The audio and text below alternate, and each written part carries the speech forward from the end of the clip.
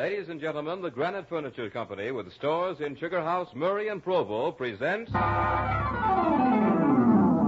Hall of Fantasy. Welcome to the Hall of Fantasy.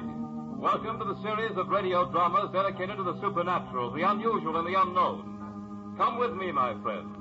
We shall ascend to the world of the unknown and forbidden, down to the depths where the veil of time is lifted and the supernatural reigns as king. Come with me and listen to the tale of The Judge's House. The Granite Furniture Company brings you the Hall of Fantasy. Listen now to original tales of the imagination and some of the classics of the supernatural as we take you down the corridors of the Hall of Fantasy to the mysterious realms of the unknown. These are stories of eerie and fantastic thrills brought to you by your friends at the Granite Furniture Stores.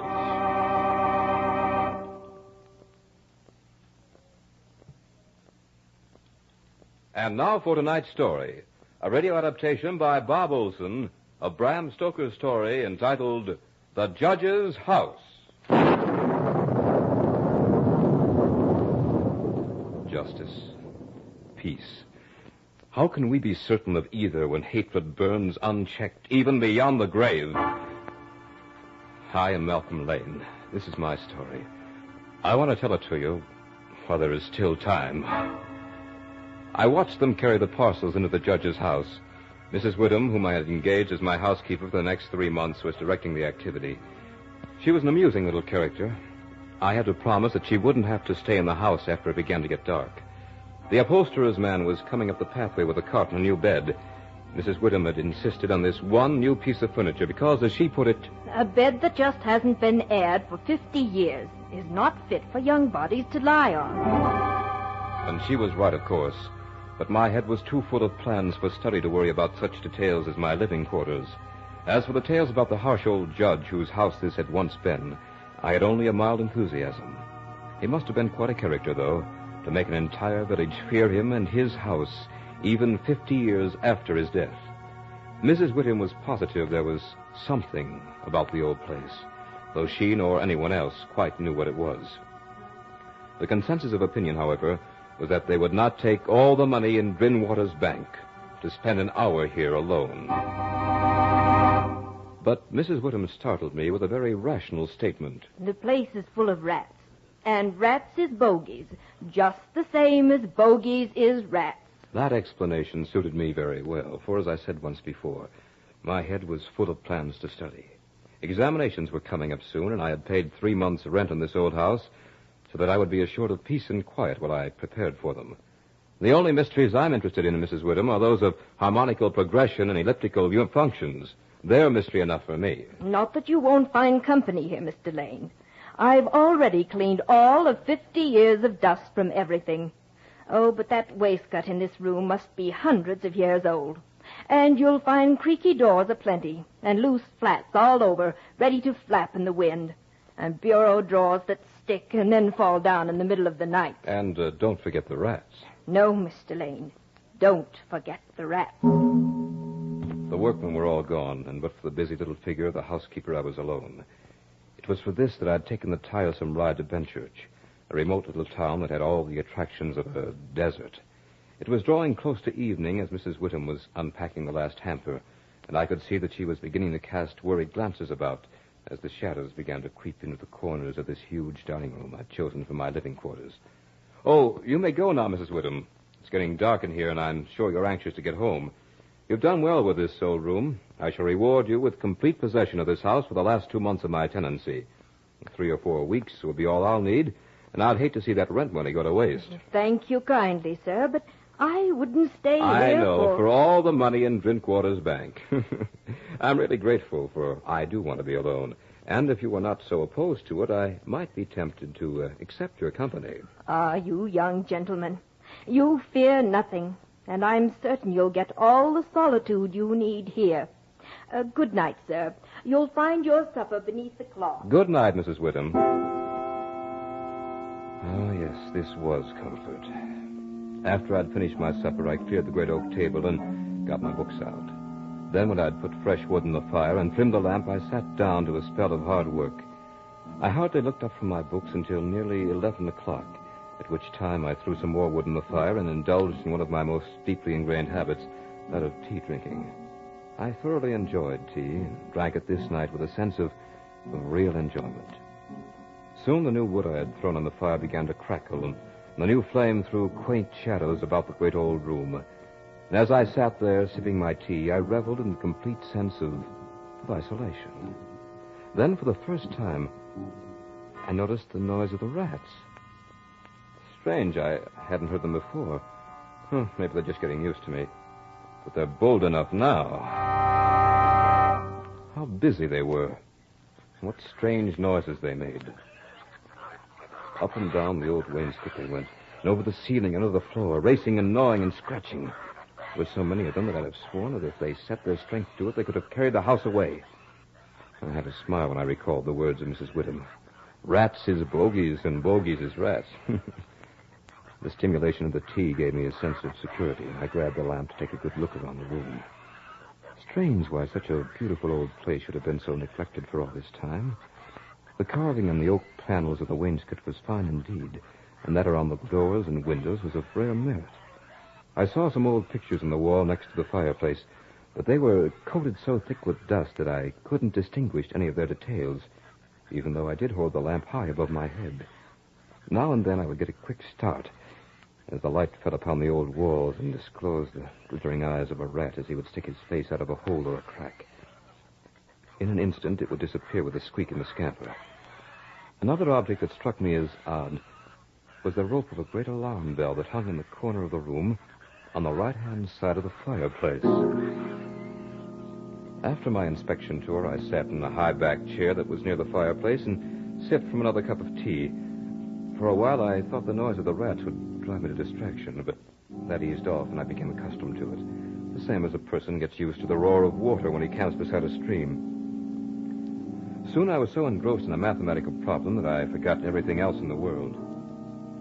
But since the solution to the problem came stubbornly, I looked up and was surprised to see that the fire had fallen to a dull red glow. There was a sudden quiet, the strange hush that comes in the hour before dawn. I became aware for the first time that the noise of the rats had ceased. When it had happened, I couldn't remember. But something instinctive told me that it had been in the last few moments, and that it had been sudden. I looked up, and what I saw was a most amazing thing. For there on the high-backed chair sat an enormous rat staring at me through deadly, malignant eyes. I tried to frighten it away, but it didn't stir. I made a motion as if to throw something at it. But it only bared its teeth angrily, and its cruel eyes shone all the more bright. I'd grabbed the poker from the hearth and was going to kill the creature. But before I could reach it, that enormous rat jumped to the floor, and with a squeak that sounded like a consummate hit of the whole world, scampered up the rope of the alarm bell and disappeared in the darkness. Then, as if by a signal, the noise of the other rat started all over again. By this time, I gave up working my problem and bartered it for some much-needed sleep. It was Mrs. Whittam who woke me as she came in to make up the room. You're much paler this morning, Mr. Lane. I am? You shouldn't stay up so late with your work. It isn't good for you. But tell me, how did you spend the night? I was certainly glad to see you. Alive? Oh, yes, that was quite all right, Mrs. Whittam. The something didn't worry me too much. But the rats certainly held themselves a camp meeting. There was one that sat up in that chair by the fireplace and wouldn't go away until I chased him with a poker. It was the biggest old devil I've ever seen. Old devil? Maybe it was the old devil. I only meant Never that... you mind, sir. Many a true word is spoken in jest. Well, pardon me, Mrs. Whittam. I didn't mean to be rude. But the thought of the old devil himself sitting in that chair last night struck me as being rather funny. And it's a good thing you can laugh. But all the same, if I were to spend the night here tonight, oh, heaven forbid, I'd make sure I was ready for him. That night, the rats put on an earlier show, for their scamperings began almost as soon as I'd finished with my supper. The cursed creatures seemed to get on my nerves, and I sat there and puffed my pipe.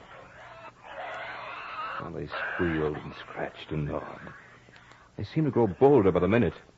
By now they were coming to the chinks and cracks in the wall until their eyes shone like miniature lamps when the firelight struck them. They'd even make bold sallies under the floor, and I'd have to frighten them away by pounding on the table with my fist. That was how I passed the early part of that night.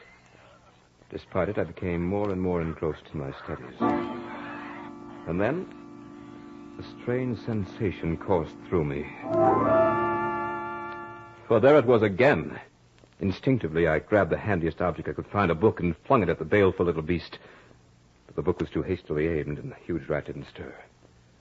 So once again, I went into the poker routine. And once again, it fled up the rope of the alarm bell.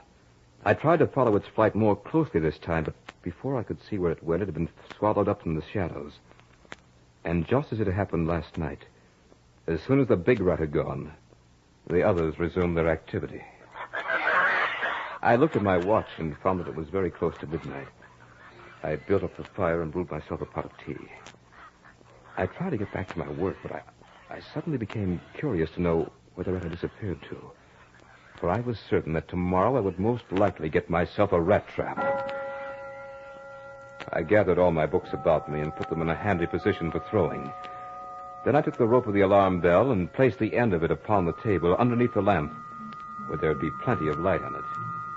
As I picked up the rope, I was amazed how pliable and strong it was. Ideal, I thought, for hanging a man. Soon my preparations were complete. Now, this time, my friend, I intend to learn more about you. Once again, I was hard at my work, and the noise of the rats was forgotten.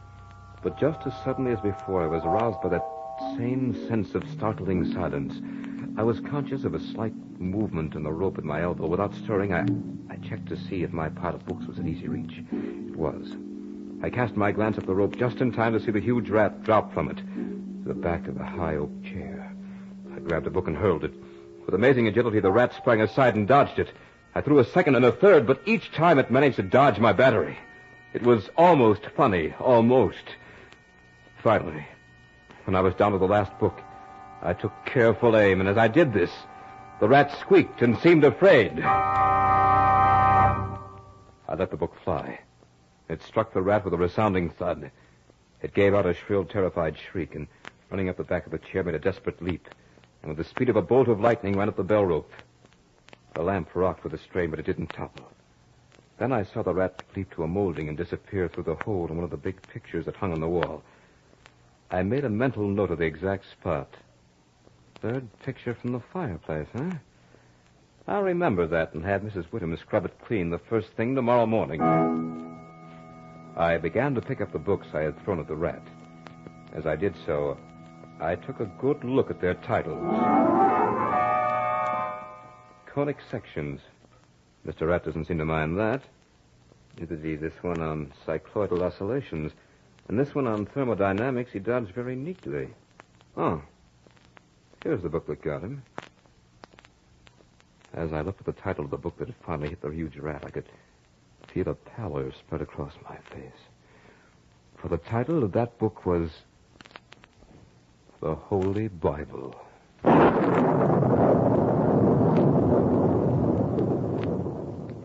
You are listening to The Judge's House by Bram Stoker in tonight's journey down the corridors of the Hall of Fantasy, brought to you by your friends at the Granite Furniture Company with stores in Sugar House, Murray, and Provo.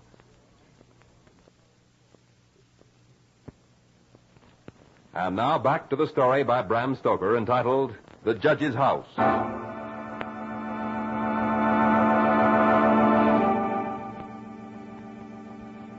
Mr. Lane, this is Dr. Thornhill. Dr. Thornhill, are you ill, Mrs. Whittem? Your pardon, Mr. Lane, but Mrs. Whittem wanted me to come up here and have a talk with you. A talk? Well, in that case, let me prepare some tea for you. Oh, please don't. That's one of the things I came to talk to you about.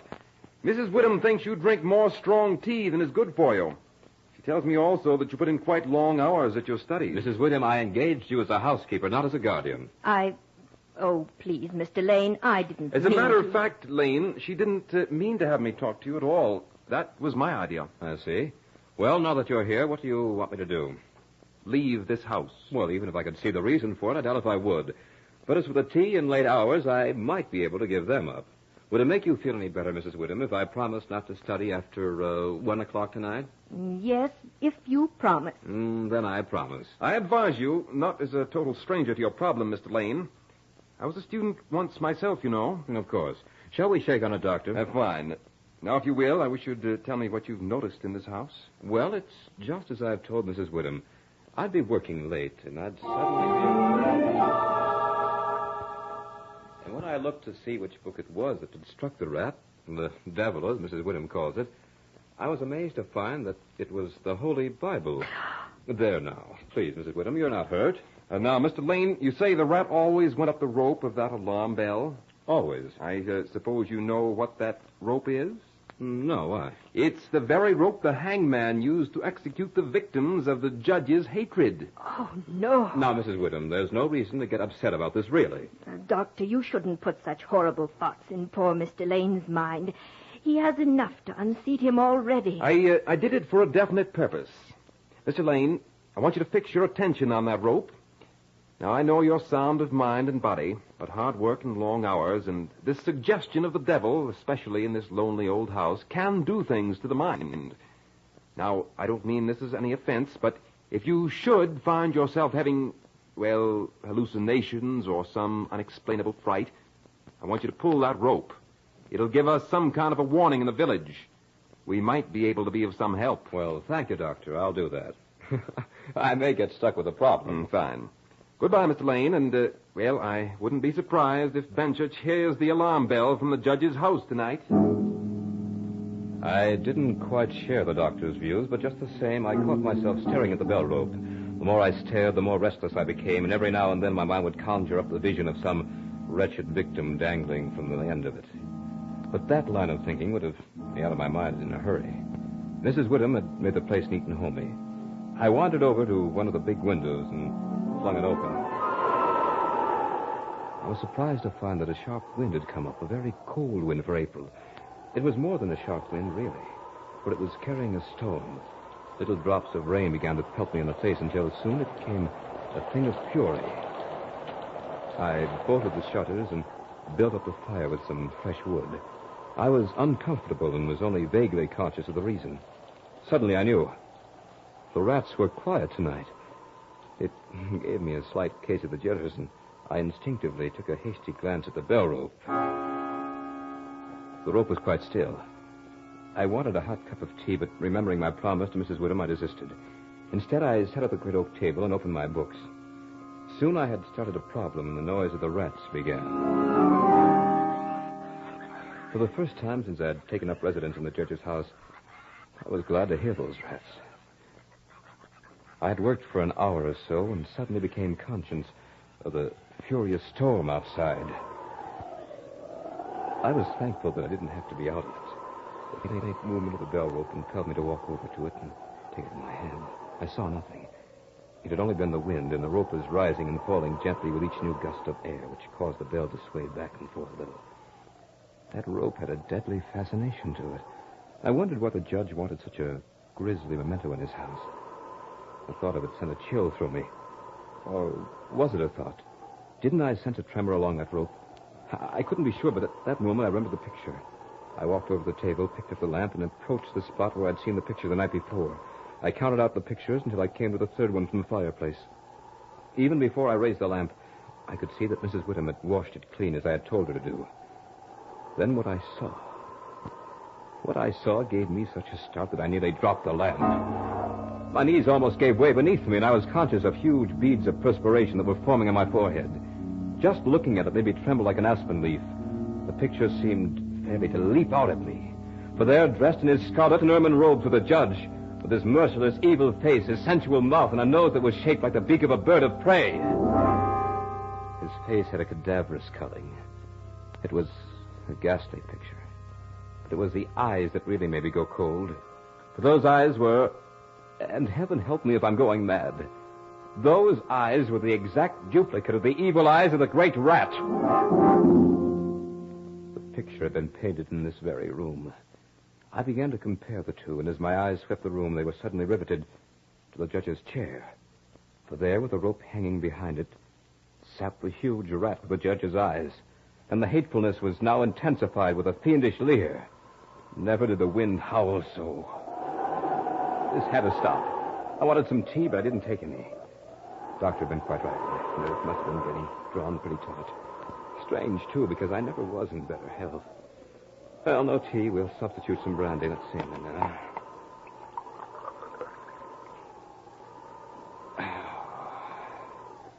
I had a stiff glass of the brandy and went back to work. The rats were at it again, and I was glad to hear them, for they had become a sort of symbol of normalcy. The storm raised such a fury that I was unaware of anything else. But once, during a sharp, silent lull, I heard another sound, a faint squeaking noise. I listened for it again and soon detected it. It was coming from the corner of the room where the bell rope hung. At first, I thought it was just the motion of the rope in the storm, but I looked up and saw something in the dim light that made me all the more positive that I was going mad. For there was the great rat, clinging to the rope and gnawing at it. I could see the lighter coloring where the bare strands were exposed. Just then, the rat finished the job, and the rope fell to the floor with a thud. For a moment, the huge rat just hung there like a tassel. It was then that I realized what had happened. My only contact with the village was now gone. I don't know why, but I rushed to the lamp on the table, snatched off the shade, and ran over to the picture of the judge. A chill of horror went through me. But I think I must have expected what I saw. It seemed more like a confirmation than a shock.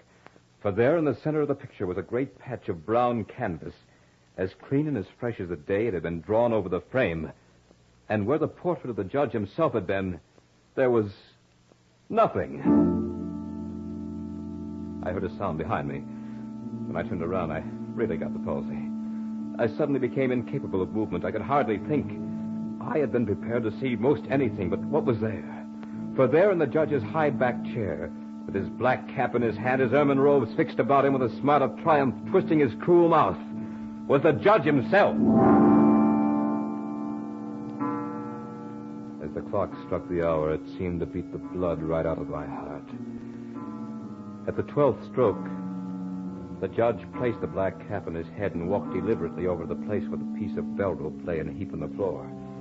He picked it up and drew it through his hands as one would a valuable fur pelt. Then he began to knot one end, fashioning it into a noose. He tightened it and tested it with his foot. All this time, he never took his horribly cruel eyes from my face. I began to feel trapped. For some reason, I could barely move. I could only watch as he started to move along the table toward me. And then, with a quick movement, he threw the noose at me, as if to ensnare me in it. It missed. He raised it again, never once taking those hateful eyes from my face. Once more, the noose came flying toward me. Once more, with some last ounce of strength, I dodged it. The room seemed flooded with light. The lamp had suddenly flared up high. I looked about the room and was astonished to see the shiny little eyes of the rats as they peered out the cracks and chinks in the wall. I looked up at the bell rope, my lost and last hope of warning the village. It was covered with the little fellows.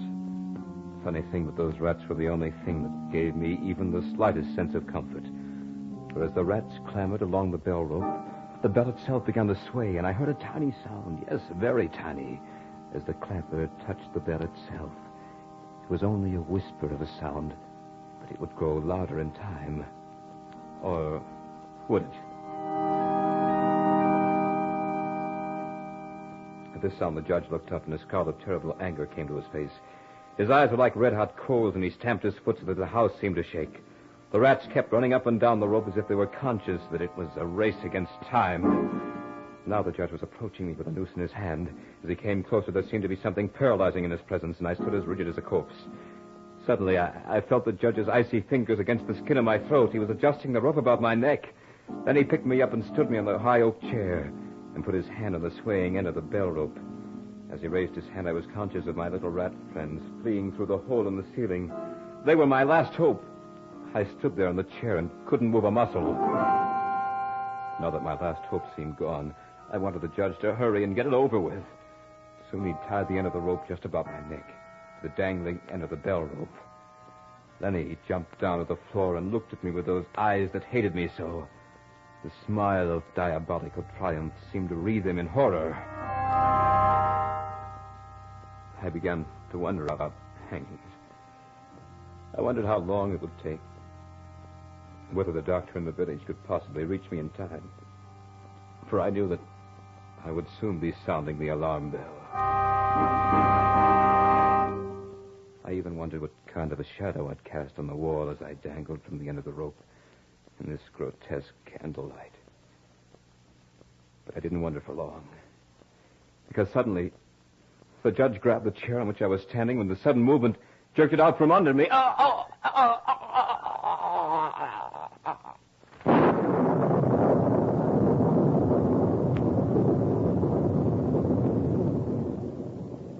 So runs the tale of The Judge's House.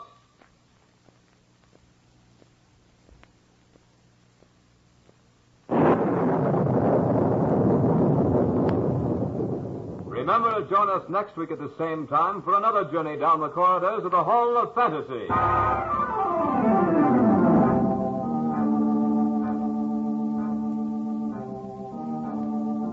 Tonight's program was adapted from the story by Bram Stoker entitled The Judge's House. Heard in tonight's program were Dick Thorne as Malcolm Lane, Beth Calder as Mrs. Woodham, and Mal Wyman as the doctor. Musical background was provided by Earl Donaldson. The technical supervisor was Nephi Sorensen. This program was written by Bob Olson and produced and directed by Richard Thorne.